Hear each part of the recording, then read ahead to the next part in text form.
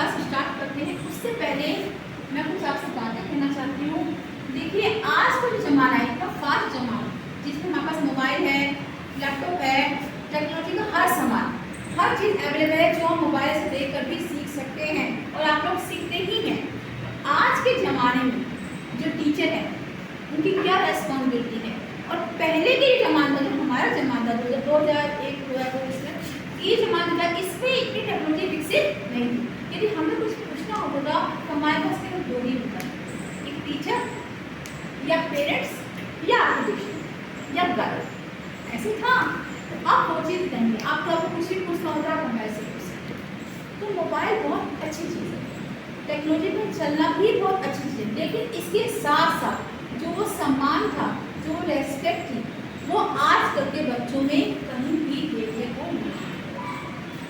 बस यही कमी आई। जो पहले के गुरु थे, पहले के टीचर थे, प्राइमरी के टीचर भी थे, वो आप लोगों को पहले भी गा के पढ़ाते थे, हर तरह जैसे हम समझा सकते थे आपको समझाते थे, छड़ी से मारते भी थे।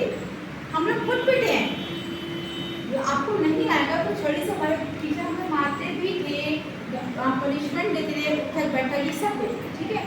तो लेकिन हमने आज तक उनके सामने आँख उठा के कभी उनसे बात नहीं देखा ही, एक सम्मान कर दिया, ठीक है। और वो चीज़ जो है बेटा वो आज तक देखी नहीं। आज तो बच्चे को एक थप्पड़ लगा देंगे, पेरेंट्स कंप्लेंट करेंगे कि बच्चे का भी मार। तो ये चीज़ नहीं होनी चाहिए। जो गुरु, जो टीचर, पहले सबसे गुरु होती माँ, माँ के बाद एक टीचर ही होता है जो उंगली पकड़ के सिखाता है बच्चों को, उसके बाद 5th 6th 7th ऐसे आगे बढ़ते चले जाते। हर बात आपको नए शिक्षक से सामना होता है, नई गुरु मिलती है आपको, तो वो आपको सिखाते हैं। तो आपके जो मम्मी पापा से भी ज़्यादा आपका समय किसके साथ बीतता है? अपने विद्यालय में, अपने टीचर्स के साथ।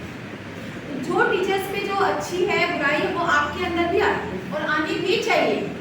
तो जो सम्मान है, जिसे मैं कह रही हूँ सम्मान अब खत्म हो गया, सम्मान खत्म नहीं हो गया, वो सम्मान बच्चों में एक सुन के आ गया कि टीचर यदि मार है तो बच्चों को कंप्लेन आ जाएगा से ठीक कर।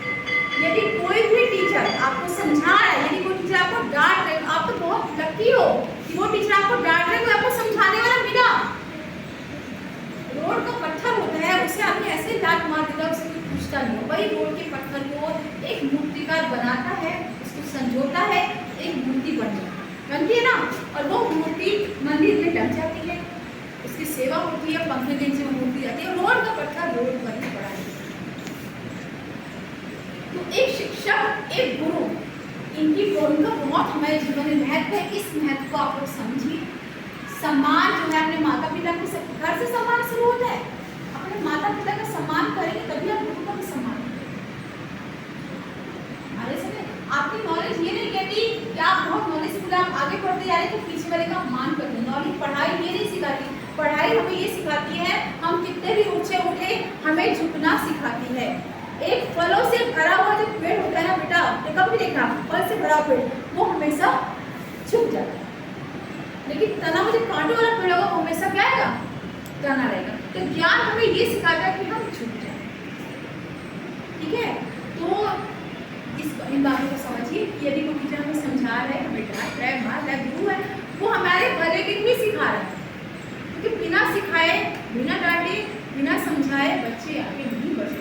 फ्रेंडशिप पर जमाना आ गया कि माता पिता फ्रेंडशिप वाला माहौल आ गया, माता पिता हमारे फ्रेंड होके रह रहे हैं, डांट नहीं रहे, समझा नहीं रहे, तो इतना भी फ्रेंडशिप नहीं होनी चाहिए। फ्रेंड तो बहुत हमारा, माता पिता भी फ्रेंड होगा अच्छी बात है, लेकिन उसमें भी एक दायरा होना चाहिए। वो दायरा जो क्रॉस हो जाता है वहाँ पे आपको शर्म क्या आती है। तो अपने आप में सम्मान रखिए, अपने गुरु का सम्मान करिए, अपने माता पिता का सम्मान करिए और ऐसे ही पढ़ाई मन लगा करिए। ज्ञान हमें ये सिखाता है, हमें झुकना है, हमें झुकना। आप अगर मन लगा पढ़ाई करिए, एक दिन यही विद्या, इसी से आप आगे बढ़ोगे, इसी से अपनी जिंदगी का सफर तय करोगे। बाकी आगे बढ़ने का कोई विकल्प आपके पास। मेरी बातों को समझिए।